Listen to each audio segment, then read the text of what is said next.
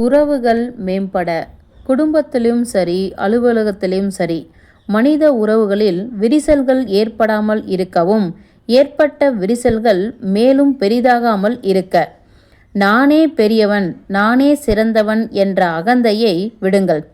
அர்த்தமில்லாமலும் பின்விளைவு அறியாமலும் பேசிக்கொண்டே இருப்பதை விடுங்கள்.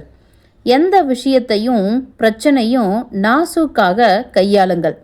விட்டு கொடுங்கள். சில நேரங்களில் சில சங்கடங்களை சகித்துத்தான் ஆக வேண்டும் என்பதை உணருங்கள்.